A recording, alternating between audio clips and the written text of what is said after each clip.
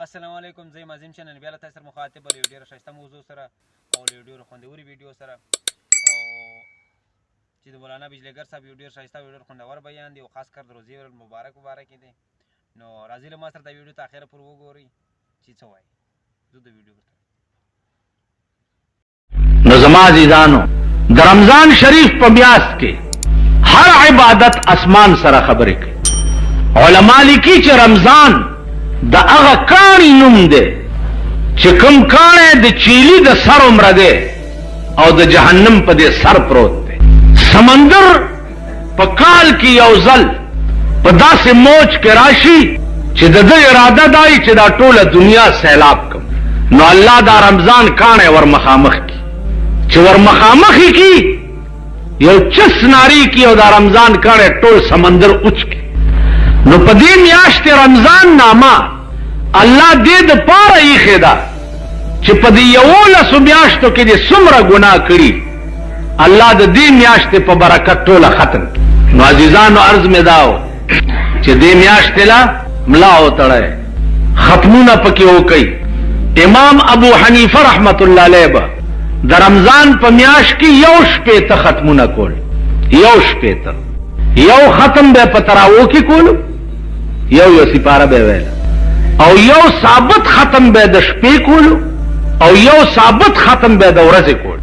سهار نه به تر ماښامه پورې یو قرآن ختم، بیا به تراویح چې وکړي بیا به شروع شو نو تر سهار بانګه پورې به بل ختم وکړو.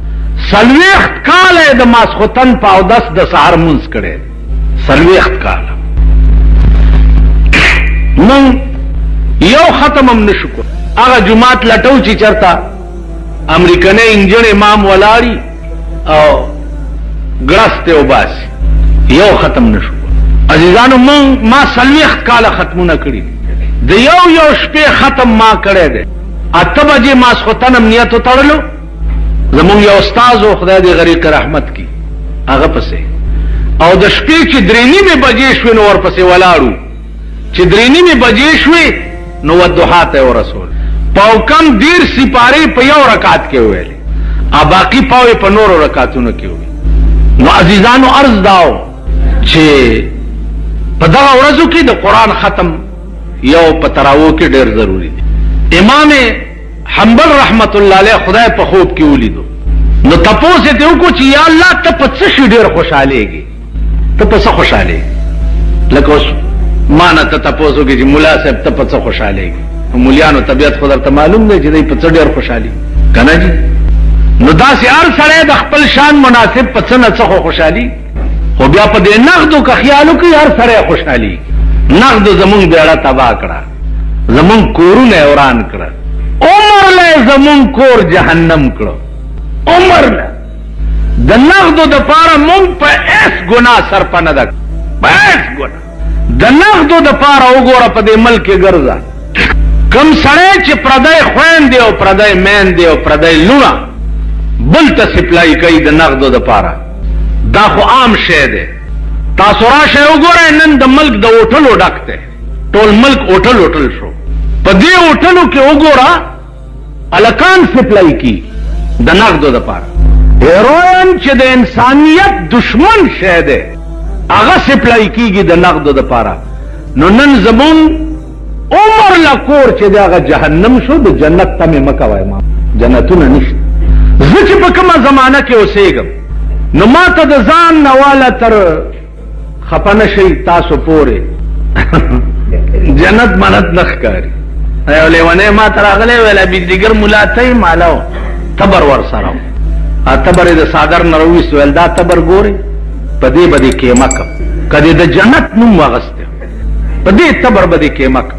زه ویرېدم ما بیړی غرکشه چېرته خو لیونی دی رښتیا مې ونه وی ویل په دې تبر مې ټول جنتونه مات کړه، جنت نشته او نه خلکو ته د جنت تقریر وکړي، او په دوزخ کې مې ښه سیخ والی دی، اور مې تازه کړی دی، خلک را تیاروه چې راځي. نو ماما جنتونه نشته. تاسو په ایمان یې وای دی ځان ته وګورئ مونږ د انسانیت دشمنان یو. مونږ یو محتاج چې وي محتاج او تا ته ودرېده، محتاج دی او تا ته ودرېده، او تا د هغه د احتیاج د لری کولو د وس مطابق کوشش ونکړو ته به جنت ته ځې. روژه نیسه نو داسې به خر ته هم زه خوله وتړم ټوله ورځ به ګیا نه خوري. تپوس به کوې چې روژې میاشت راله اسې نه چې څوک ماښامې بې ترکاری یا ماښامې بې روژه ماتي ونکړي. که په محله او په کلي کې یو کور بې روټۍ او بې روژه ماتي پاتې شو الله به پې دا ټول کلی جهنم ته بوځي. دا ټول کلی. زه په زندګۍ کې ودونو مدونو ته نه ځم، که د پلار واده مې هم نه ورځم. وجه څه ده؟ وجه دا ده چې یو ځل پېښ شوی وم، یو ځل داسې لین لګېدلی دی د روټۍ، نو یو سر ته مونږه ناست یو، لږ داسې دا غوړ غوړ مولیان ناست او لاندې سر ته غریبان ناست.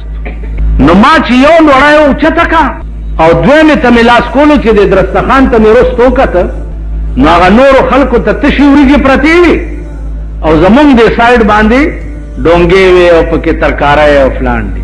لاس مې ونیو، ولې جي ولې جي نور څه راوړو؟ مال نه به روټۍ ختمه شوه چې بار ووتو او واده والا ته مې وې چې تاسو خو جي څه ونه خوړم، الله دې دغه کور روان که چې دا ته پکې اوسې. ستا خدای بیخ بنیاد دغه پلار او نیکه وباسي چې کوم خوار او غریبو ناستو په یو درستخان هغې ته دې تشې وریجې ایښې وې او چې دا غوړ غوړ ناستو دې ته د ډونګو کې چرګان ایښي. تا خدای تباه او برباد.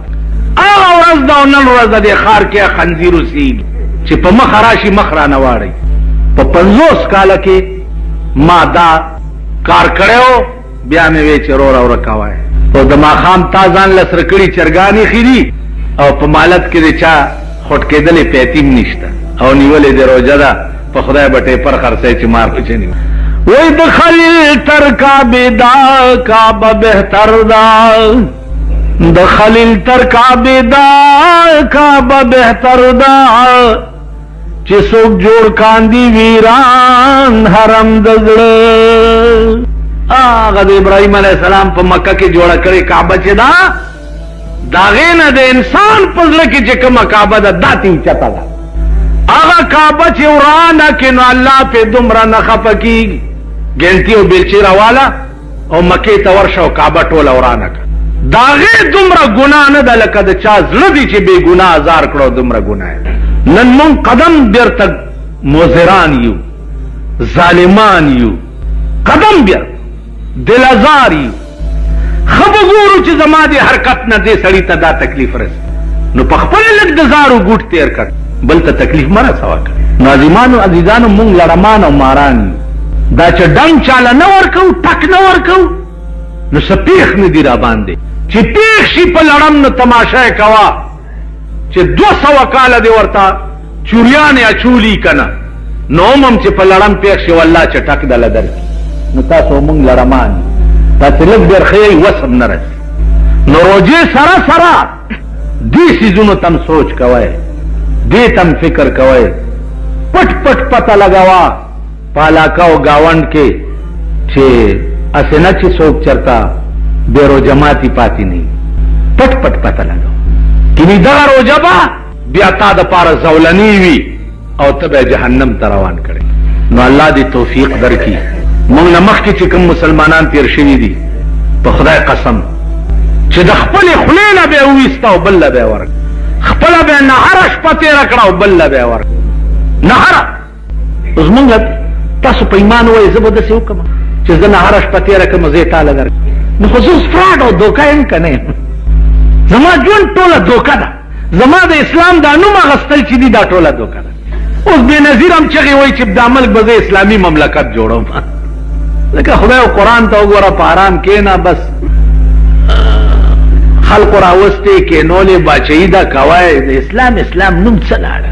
او دا دومره بېهوده قوم دی چې د بېنظیرې په اسلام لفظ اخیستو باندې هم دي.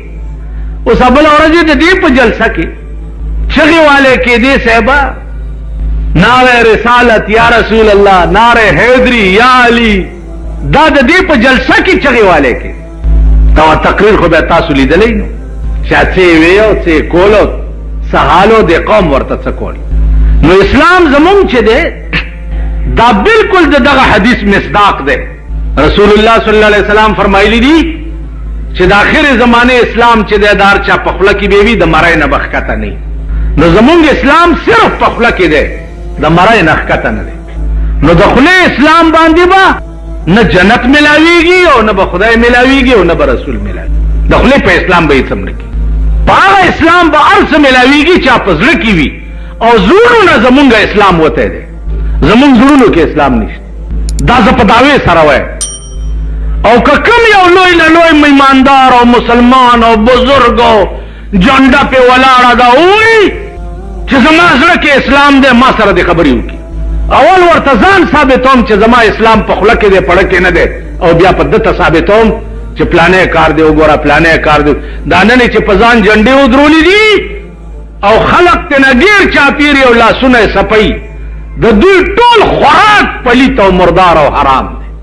د جوارۍ پیسې په شکرانو کې دوی ته پیش کیږي، د شرابو پیسې په شکرانو کې دوی ته پیش کیږي، د هیروین پیسو زکات په شکرانه کې دوی ته پیش کیږي.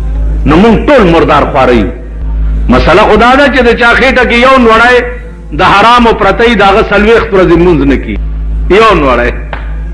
او چې د چا ټوله خېټه د حرامو ډکه منځونه ماما نشته، هغه د لیوني کار دی. په دې تبر بدی کې مکم کا بیا دې د جنت نوم اغسته. نو دا غ لیوني خبره مې په دې اړه لیکلې ده. او دا شعر مې وې چې د خدای په لوی کرم بکیږي، په عقل ګرانه د زما د آشنا مینا. که د خدای مهرباني وي خو صد بیړه بم پار شي، او که په عقل وي او په قانون وي نو قانون په ذات کې مونږ یو، قانون به مونږ جنت لو ته نه پریږدي. په دې روزه کې خولې قابو کوي. څنګه روزه چې په خوراک سکاک ماتیږي، داسې روزه چې د بل د پاره کوی کني او د بل شیطانت کې او بل پسې بد وې، په دې روزه ماتیږي. جناب دې خبر پوهیږي د بعض ائمه او دا مذهب دی چې د چا غیبت چې وکړي په دې روزه ماتیږي. نو غیبتونو نه ځان ساتئ. امام حنبل خدای ته وی ته په څه خوشالېږي یا الله؟ نو الله ورته چې حنبله زما د خوشحالۍ لوی شی چې د تلاوت القرآن دی. څوک چې قرآن ډېر لولي زه پې ډېر خوشحالېږم. په دې روژه کې چې اوزګار یې ټوله ورځ قرآن لولی، الله دې توفیق درکړي. باقي روژه په څه ماتېږي او په څه نه ماتېږي، یو لویه خبره ده چې هغه دنیا پې په مصیبت ګرفتاره ده. او بل دا چې د روژې دا بعضې مسلې ګوره هر ملا پوهېږي نه، هر چا نه تپوس هم مه کوئ. دې دپاره خاص خلک او تپوس به د خاص خلقو نه کوئ. د علماء دیوبند دا فتوا ده او مولانا شبیر په دې کې مستقله رساله لیکلې ده چې په روژه کې سړی ستن ووایي نو روژه پې نه ماتېږي. ستنوال په مټ کې یا په پتون کې په دې روژه نه ماتېږي. روژه په هر هغه شي ماتېږي چې هغه جوف د دماغو او جوف د خېټې ته معدې ته رسي، په هغې روژه ماتېږي. چې کوم هغه مستقر د جوف ته کوم شی نه رسي، په هغې روژه نه ماتېږي. د انجکشن دوایي په غوښه کې سرایت کوي، او جوف د معدې ته هم نه رسي او جوف د دماغو ته هم نه رسي. تاسو خیال دار نو انجکشن والو باندې روژه نه ماتېږي. دنیا مولیان به درته وایي دارو پکې دننه لاړه نو څنګه روژه ماته نه شوه، وایي نشته. او که ډېرې تنګولی دې مرۍ نه ونیسئ او په وله کې وغورځوئ، وای ملا سے پکې نشته، په آرام کېنه.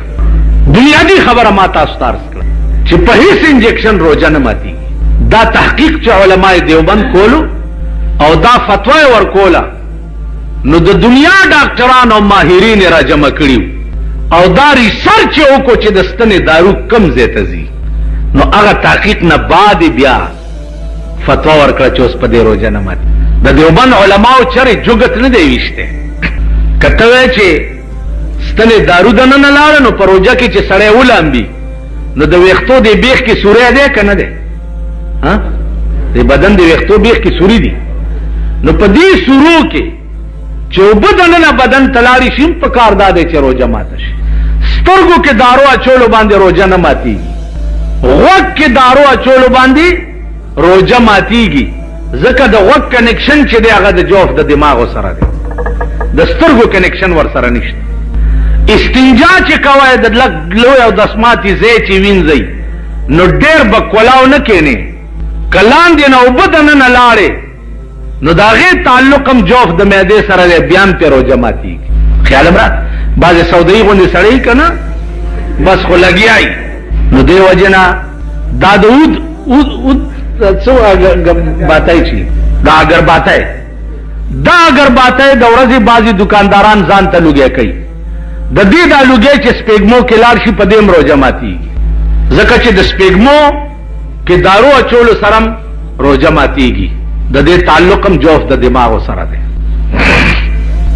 سپېلنی لګي کول ځان ته وغه لګي چلار شي اوس تاسو بداوي چې دا خزي چې پخلې کوي او شنه لرګي وي او پوکی ور کوي او لګي په کو پوزا کې نه نوځي کنه کټوای پخې یا روټای پخې قربان د شریعت نشي خزه معاف کړی دي چې که خزه روټای پخې روټای یا کټوای پخې او داغه پس پیګمو کې لګي نه وته روټای روجته نه ماتيږي ځکه هغه عذر ده یا د بازي خزه نیړه چې ده د کلنکار بچي مالګه کم ده مالګه زیاته ده مرچکه ده سه ده او پلانې ده دا بازي سره بار ګیدړي کور کې خزو لازمره خیر اوس ټول سړي ګیدړان دي کخه اوس خزې زمرې دي لاړې د مامای بنای کړی اوس خزې بداسه سوري ګرځي لکاس په هغه زمانه لاړې وای وہ دن گئے جو خلیل خان فاختہ اڑایا کرتے تھے چې خزو بستاو کم منلو هغه زمانه لاړې کلو کې غرونو کې باز سړیا ناړي دې مالګه کم زیاته باندې جګړه کوي اسلام دا اجازه تم کړې ده چې د ماخامي پټین کې رو کټوای پخې خزا ناغه تلک سکلم په جبر وادي خو بیا به زر تو کی چې مالګه ته کم زیاته نشي سکلم ورته راوځي تاسو خیال نو تکلیف مالا یو طاق په اسلام کې نشتا کم شی چې ستا د وس نه بار ده هغه اسلام پتا ضروری کړي نه دي یو سړی د داسې بیمار شو 104 105 106 ټمپریچر دی او هغه ډاون کیږي نه به د دوايانو نه اوس مليان ورته وایي چې نه ترغه بروجه نه ماته کې ترسوز مکه او اسمان پیژني نو په ایمان وایي چې د ازمکه او اسمان پیژندل پری دي نو دی به مړی کې ژوندې به همړ به کنه چې ازمکه او اسمان پیژني ترغه روجه ما ماته نه ایماندار او نیک ډاکټر چې خپل روزدار وي او هغه درته وي چې بچیا کا روزه دې ماته نکړه نو نور خرابېږي نو داغه په وینا به ټیک روزه ماته کې چې جوړ شي روزه نه پس به دا روزه بیا ودی تاسو خیال نه چې زمکه عثمان پیژنې او زمکه عثمان فرق کولای شي نو روزه به نه خورو دام زمونږه د بے علمه خبرې دي عزیزانو دې ته بم لک سوچ کوای کم شي چې ستا د وشنباري ستا په زړه خدای پوي دی چې دروځي متعلق واوري حضرت معاویه رضی الله تعالی عنہ یو ورځ موز نه پاتې چې موز نه سار جمع نه پاتې شونو ټول ورځ په جړه تیر کړ چې سار جمع را نه قضا نو الله ملائکو ته حکم کو چې معاویه ته یو په 15 زیات ثواب ولي د په جمع پسې و جړل بل سباله شیطان د خپینو خذلو چې پاسه د جمع وخت سو کې ول ز شیطان ویل پرون چرته وی پرون ماوی چې ثواب در نه لار شي خدای درته 15 درجه زیات ولیکلو نو پاسه چې نه درته زیات ولیکي نو خدای دار جمع ته قضا شو او ثواب یو په 15 ورکو نو خدای تاسو زړه ته ګوري ظاهري عمل ته نه ګوري د رحمان د زړه د حال خپل یار ورته وی چې نمره لیوانه نه چې دا تمره ته چغي وه هغه ورته د رحمان د زړه د حال خدای خبر ده چې په زړه کې د یار د غم څه دي ستا پړه کې چې د خدای د وجه څه شي کنه او خدای د پاره دې کوم مینه قسم په خدای چې ټوله روزه وخوري کنه بم خدای اجر درکړي خو چې درد دې پړه کې وي عام طور باندې زمون په دې ملک کې کتا سو خیال وکي بلکې نه زمون په ملک کې په تمام عرب ممالکو کې خاص طور باندې په مکه معظمه کې او په مدینه منوره کې شل رکعات تراویح بعض حضرات تی زمون په دې ملک یا نور ملکونو کې چې اغي اتر رکعات تراویح منشا د اختلاف څه شي اسی په خبرو خو په پوهیږي امید ده وای خلق یې ځکه چې ټول عمر الیکشن هم کړی دي دا لیډر مزاج خلق چې په خبره ډېر خپوي د جناب رسول الله صلی الله علیه وسلم نا تراویح په جمع باندې صرف دریش په منقول دي روایات د تراویح چې دي هغه د 8 رکعاتم شته او د شلم شته او د سلويختم شته. لن درته وایم چې 3 شپې رسول الله صلی الله علیه وسلم تراویح صحابه او ته جمع وکړي او په 4مه شپه صحابه په انتظار ناستو او حضور علیه السلام ورته راونوت. سباله صحابه او تپوسو کو چې یا رسول الله مونږ بیګا انتظار کولو تاسو تراونوت. حضور علیہ السلام فرمایل چې کنن شپم زرا وته وي نو دا تراویح په تاسو فرض شوه ځکه چې د پیغمبر دوام په یو عمل باندې دا موجب د فرضیت نو زم بیگا ذکر او نوتم چې دا تراویح په تاسو سنت پاتې شي او فرض در باندې نشي. ما په خبره پوه شوي. بل خبره دا ده چې د حضور علیہ السلام دور خو په دې رنگ باندې تیر شي. د ابوبکر صدیق رضی الله تعالی عنه دور خلافت شو هغه هم په دې رنگ باندې. د عمر فاروق په دور کې چې روزه رااله نو صحابه ټول په مسجد نبوي کې جمع شو او عمر فاروق انتخاب د هغه امام وکړو چې چاته قرآن ډیر یاد هغه د مخکشي او 6 رکعاته تراویح دي. د عمر فاروق تمام دور خلافت چې ده هغه په 6 رکعاتو تراویح باندې تیر شو. اوس زمونږ په دې ملک کوم حضرات چې د 8 رکعاتو قائل دي نو اغي داوي چې د پیغمبر عمل د 8 رکعاتو او د 6 عمل چې ده د عمر فاروق. اوس عزیزانو دا علمی خبره ده چې قول او فعل د صحابي دا په باب د مالا یوقلو کې محمول وی په سما باندې. صحابي چره د ځانه کار نه کوي چره ځکه چې صحابه ټول معیار د حق دي. دا نن چې تاسو د قرآن ختم وکړو یا قرآن ته د خدای کلام وایي یا ځان ته مسلمانان وایي دا ټول د صحابه او برکت. ځکه چې صحابه چې دا د پیغمبر نه برای راست اخذ کون کیو د دین برای راست اخذ کون کیو د قرآن برای راست اخذ کون کیو افعال اقوال اطوار د پیغمبر دا برای راست.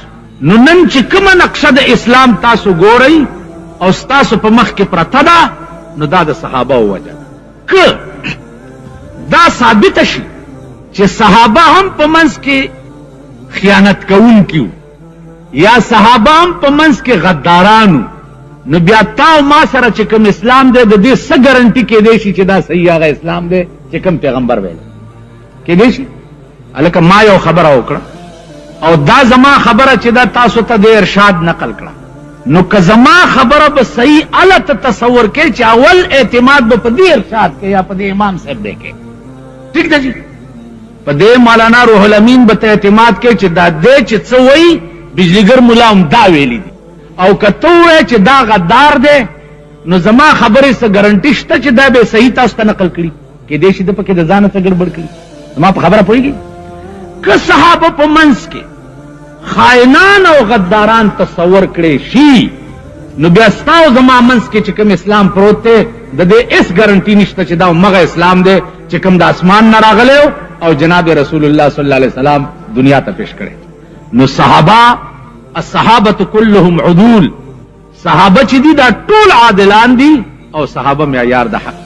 دا ما ویلي دا زما خبره نه ده دا د پیغمبر سردار کونین خبره ده. فرمایي چې اصحابي كالنجوم بأيهم اقتديتم اهتديتم زما صحابه پسان د ستورو دي ار یو پسیم چې اقتدا وکړه دغه صحیح لار. تاسو خیال راکړئ نو صحابه چې دي دا معیار د حق. زمونږ دا ایمان دی چې پیغمبر نه پاتې شوی دین صحابه تابعین تبع تابعین ائمه مجتهدین ائمه مفسرین علماء کرام دا مغه رنگ دی چې کوم اسمان نه نازلو نو صحیح تر مونږ پورې د خلقو په واسطه را رسیدل. نو اول بدا ایمان غنئ چې صحابه چې دي دا معیار د حق. ځان نه د شیعاګانو ورونه نه جوړوي. شیعه او زمونږ منځ کې څه اختلاف دی؟ شیعاګان وایي چې د حضور نه رستو خلافت حق د حضرت علی او ابو بکر صدیق واغست. نو په دې زمونږ او د هغې جګړه ده. نو زما ورسره جګړه نه کوم او زه ورته دا وایم چې تاسو په ایمان ووایئ چې کوم سړی په کور کې خپلې ښځې سره فیصله نشي کولی خپل زوی سره نشي کوله، خپل لور سره نشي کوله. هغه دا حق لري چې نن نسور له 100 کاله رستو د صحابه فیصلې وکړي. هلکه خوار شي ستا ښځه یې رڼه ګډه ده ټوله ورځ بار ګرځي، په هغې باندې د صحابه قابو نه راځي او د هغې سره فیصله نشي کولی. ته نن نسور له 100 کاله رستو لاړې د ابوبکر او د عمر او د عثمان او د علي فیصلې ته کوې. د هغې د فیصلې حق د چا دی؟ سردار کونین فرمایي انما انا لکم مثل الوالد لولده.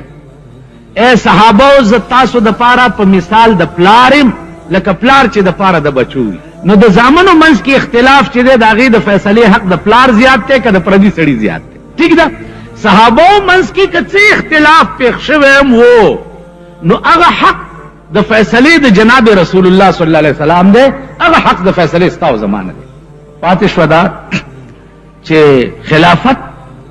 خلافت د حضور علیه الصلاة والسلام چرته یو ضعیف روایت هم نشته چې هغه دا ویلي چې ما نه رستو خلیفه به حضرت علی وي. چرته وصیت د پیغمبر نشته. پیغمبر دا شی په قوم پرېښو چې ما نه رستو قوم پوهېږه او انتخاب د امیر. تاسو خیال راغی د حضور وفات چې وشو قوم او صحابه ټول را جمع شو او انتخاب د امیر یې کولو. انتخاب د امیر ټولو په اتفاق سره د ابوبکر صدیق رضی الله تعالی عنه. اوس هغه بیا څنګه امیر؟ هغه وروره داسې امیر نه و. مونږ دا خیال کړی دی چې راته ښکاري چې ابوبکر صدیق ټول مال حالو والو حضرت علي ته اډو څه پرې نه خوا، ځکه مونږ خو په دې قهر د شنډه خرونه یو ډنډ کې ټغېږو که نه. مونږ خو دا خیال دی چې راته ښکاري چې دا د پاکستان خزانه وه دی چې پې وزیر شو د هر څه یوړه مونږ یې پرېښو په ډاګه. هلته خلافت د ابوبکر څنګه و؟ نن ته بیعت شو او مازدیګر له څادرې په اوږه اچولې دي بازار ته. نو د روژې متعلق څه ضروري خبرې ستاسو په مخ کې عرض کول دي. عزیزانو 15 ارکان دي د اسلام چې هغه 15 ارکانو باندې د ټول اسلام دارومدار دی. په هغه 15 ارکانو کې یو رکن چې دی هغه روژه هم ده. او دا یاد لرئ چې هر یو شی دا فرض کیږي په حکم د پروردگار عالم باندې چې د کوم شي متعلق حکم د الله تعالی هغه شی فرض دی. د روژې متعلق هم قرآن کریم کې د الله حکم دی فمن شهد منکم الشهر فلیصمه. چا باندې چې د روژې میاشت راشي او د اهل د روژې وي نو د روژه ونیسي. نو د روژې میاشت را روانه ده. الله دې مونږ او تاسو ټولو ته د صحیح روژې نیولو توفیق نصیب وفرمایي. قرآن کریم کې الله عز اسمه ارشاد فرمایي چې یا ایها الذین آمنوا، اے ایمان والاو، کتب علیکم الصیام، فرض کړل شوی د پتاسو باندې روژه، کما کتب علی الذین من قبلکم، لکه څنګه چې فرض شوی و په هغه کسانو باندې چې کم تاسو نه مخکې تیر شوي. کم قومونه چې تاسو نه مخکې تیر شوي دي نو روژه په هغې هم فرض وه، یوازې په تاسو نه ده فرض. علما لیکي چې د روژه کې راز څه دی؟ آخر خدای پاک ته څه په لاس راځي چې د سحر نه واله تر ماښامه پورې خلق د لوږې او د تندې نه مړه کړي. ما په خبره پوهېږئ؟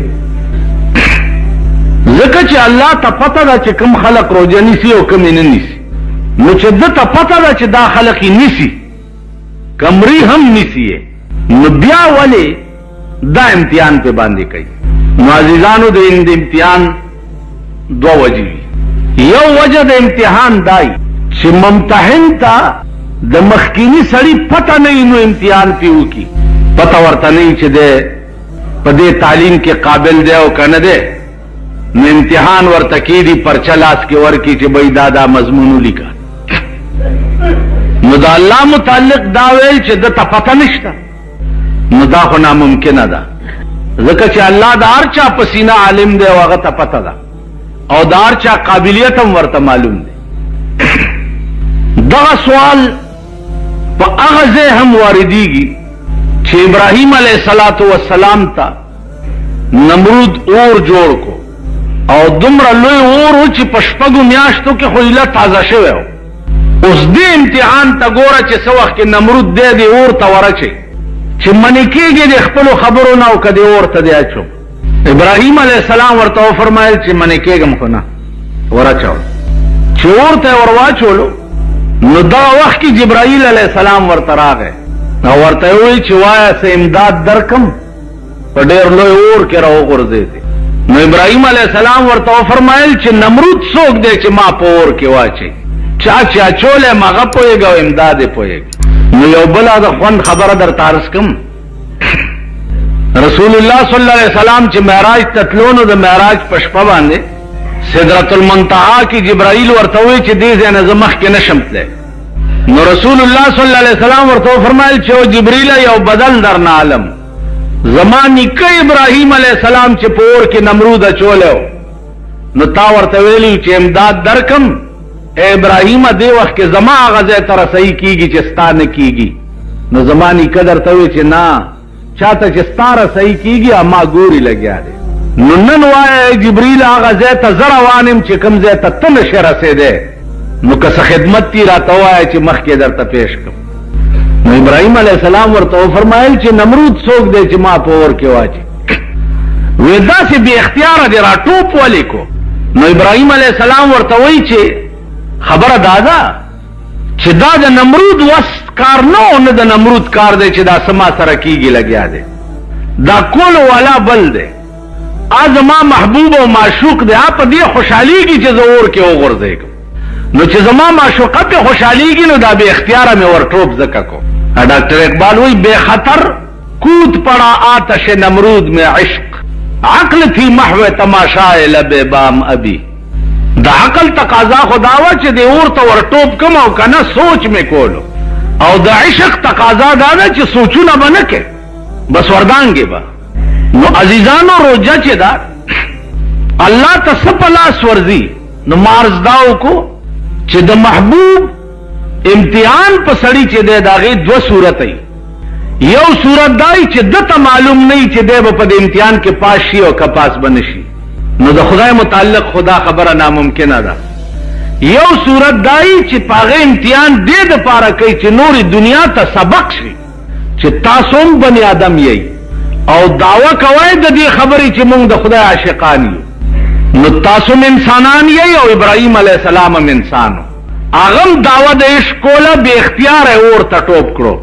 اغم دعوه د عشق کوله د زوی په مرۍ چاړه کېښوه چې زما خدای ویلي چې زوی حلال کنو بسم الله الله اکبر. نو د ده د عشق دنیا ته ښودو چې سبا ته دا ونه وی چې یا الله ما تا دپاره دا کړي او ما دا کړي او ما دا کړي. نو زه به درته سیمپل پیش کم چې ما دپاره کولو والا چې و هغه دا و لکه ابراهیم علیه. ما په کال کې یو ځل په تا روژه راوستې وه، نو هم ټوپونه دې وان غرق شو. نن خو ډېره ګرمي ده، نن وږی ډېرې ما نن تږی ډېرې ما. په دې روژه کې یو دا خبرې ګورئ نن مې پېشمنۍ نه دی کړی او نن مې چې چای نه دي څکلي اوده پاتې شوم او بانګ را باندې وویو. ټوله ورځ که تاسو خیال وکړئ مونږ دا خبرې کوو، دا به نه په خدای قسم چې دا روژه چې فرض شوه نو په هغه وخت کې غوښې چرته وې، دا سبزیانې چې دا تاسو نن خورئ دا چرته وې. یو کدو به هغه به هم ډېر په مشکله پیدا کېد، او چې پیدا به شو نو رسول الله صلی الله علیه وسلم کدو لګیا دی پرې کوي، نری نری پرې کوي. جی دومره نری ولې پرې کوئ؟ وایي دومره نری ځکه پرې کوم چې یوازې زه نه یم چې لږه ښوروا پکې وکړو چې د ګاونډیانو ته هم لږه لږه ور. د رسول الله صلی الله علیه وسلم ترکاري به چې وه نو هغه به چې پاو شی و نو پکې دړی اوبه به وې. تالی چې و د هغه د لرګي جوړو نو هغه یو تالی دومره لویو چې څلورو کسو به اوچتولو. څلور کسۍ چې اوچتۍ اندازه وکړي د دې نیم جومات عمره تالی به وي نو هله به څلور کسه اوچتۍ. نو دا دومره لوی تالی دې دپاره جوړ کړی و چې مونږ چې روټۍ خورو هسې نه چې چېرته غلام یا مریی یا مزدور دا رانه بار پاتې نه شي چې هم په دې تالي کې روټۍ و. د جناب رسول الله صلی الله علیه وسلم عادت مبارک دا و چې یوازې به روټۍ نه خوړه، څومره ملګري غلامان خادمان مریونه دا ټول به ځان سره په یو تالي کې د دواړو کونو بادشاه دی او په روټۍ ورسره مریونه او خادمان ناست. نن چې د دوانو افسرین هغه نوکر ځان سره کې نه یا ډرایور ځان سره پروټای کې نه یا خدمتګار ځان تو بستغفار او بیا لا چې خان نوابی په دې پاکستان کې وګورئ دا پاکستان به خدای غر کوي نه په دې هفته کې وګوره په ټول پاکستان غلې اورې دي شلګونه کسان پکې مړ شو یو علاقه داسې نه ده چې غلې په نه دا ورېدلې نو پرون می چاته وی غلې لا څکه اوس د آسمانی د بل قهر انتظار کوي چې کم قهر به در باندې وری کم افت به در باندې وری په خوا خو بداو چې خزه به غډېدا او سړو به تماشا کوله او سړی غډېږي او خزه تماشا کوي هي په شرمونو د عمل کو شرمېږي چې شرمېدلې به شرمي په خوا به خزه غډېدا او سړی به تماشې تناس کم سړی به چې خزه ته چلم د کوله بړواګان به ورته وي او یا بړواګانو ته به چلم د کولو مونږ باغی پورې خندل چې او به غیرت ته څنګه پښتون ځانته وي خدای دې به خوباسته ته بړواګانو ته چلم ډکه مونږه لکوالی زمانه کې به دا ډېر تعجب ګڼل کې اوس ټول ملک ګډېږي هر سړی کنجر او ډم دی دا مونږ ګیرو والا چې نه ګډېږو لږ دا سډیله میلم په مخ ولاړه دې نه شرمېږو چې مونږ ته ټولو نه زیات تاسو وکړه ابل ورځ د قوم ګډه بیا د قوم د ملک د اسمبلی ممبران ګډېږي نو چې د کوم ملک پارلیمنت کنجر وي دا ملک انجام بچي او دا ملک حال بچي تاسو بنورې د ځان تماشې کوئ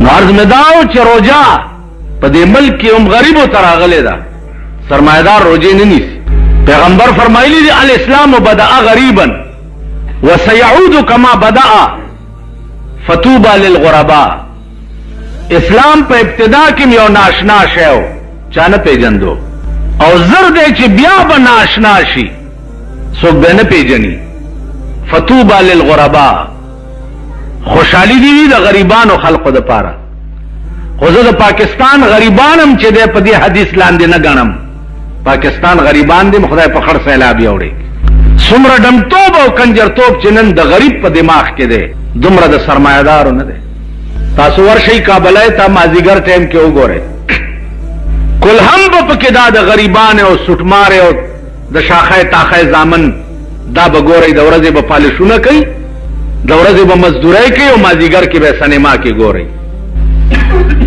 نو عرض مې دا عزیزان چې دا قوم د قوم زما په دې سترګو سترګو کې کېږي چې صافت لاندې برازي اوس په دې به خدای عالمي چې صافت به نازله بار تقدیر روجا الله فرض کړی دی د پاره دا چې دنیا ته وخی بیا خاص کر ملائکو ته وخی چې تاسو وګورئ دا تاسو ویلیو چې بنی آدم ما پیدا کوا دوی به څه چل کوي پردی وینې به تویي پردی کورونه به ورانوي مونږ ډېر یو ستا عبادت دپاره اوس وګورئ زما په بندګانو زما امتحان دی سهار نه تر ماښامه پورې 14 غنټې ما دپاره لوږه او تنده تېروي که نه تېروي نو ستاسو په روژه باندې به الله د ټول کائنات په ملایکو کې فخر کوي په تاسو به فخر کوي حدیث کې راځي چې د قیامت په ورځ جنت ته چې خلق ننوځي یو دروازه ده د هغې ریان نامه ده ریان دروازه به خاص کر روجدارو ته آواز کوي چې تاسو زما په دې لار جنت ته ننوځئ نو زما عزیزانو په دې نعمتونو کې چې دا د شپې تاسو خوړلي او دومره وخورئ چې بیا بل ماښام له مو مړه نه کېږي ملایانې د شپې وګورئ د دې پیوالاو په دوکانونو باندې لوښي ورته پرېښي چې ملایي دا غوړې ښورواګانې خوار نه خوار او غریب نه غریب سړي ته الله تعالی پېشمني کې پراټې نصیب کړي جناب رسول الله صلی الله علیه وسلم د بدر په جنگ کې د روجې میاشت وه او د اړ په شکال ورځې صحابه روجې م نیولې وې او جنګ م کول او داسې روجه یې نیولې وه چې ماښام نور څه د خوراک نو یو قجوره 2 کسو باندې نیمه کړې وه نیمه تا وخوړه او نیمه ما وخوړه په دې م روجه م نیولې او سبا له د بدر په میدان کې جنګ هم کوله تاسو به څه کوئ رحمان بابا وی په عوض د کم طاعت دی ورته کړی په عوض د کوم طاعت دی ورته کړی دا نعمت چې په هر شام او هر سحر خورې سهار او ماښام چې کوم نعمتونه ته خورې د دې بدل کې دې کړي څه دي بدلوي په دنیا دین او ایمان ولې نه پوهېږي په خپل سود او په زیان ولې بدلوي په دنیا دین او ایمان ولې نه پوهېږي په خپل سود او په زیان ولې خدای درکړی دی د هرې چارې توان دی نو ته په هسې ډېر لوی توان کې د ځان بولې ناتوان ولې کم توان او طاقت دی چې الله تعالی تا ته نه دی درکړی نو ماشاءالله دا زموږ د نننۍ ورځې ویډیو چې ډېره ښایسته او ډېر مطلب مزېداره خبرې کې وشوې او الله تعالی دې موږ ټولو مسلمانانو توفیق راکړي چې موږ دا میاشت کې عبادتونه او الله تعالی دې زموږ ګناهونه وبخښي او الله تعالی دې زموږ ټول عبادتونه قبول کړي ماشاءالله د ډېره ښایسته او ډېره د عبادت ګزاره میاشت مطلب موږ ټولو ته پکار چې په دې میاشت کې مطلب پرهیز وکړو او خپل الله تعالی ته به زارۍ شو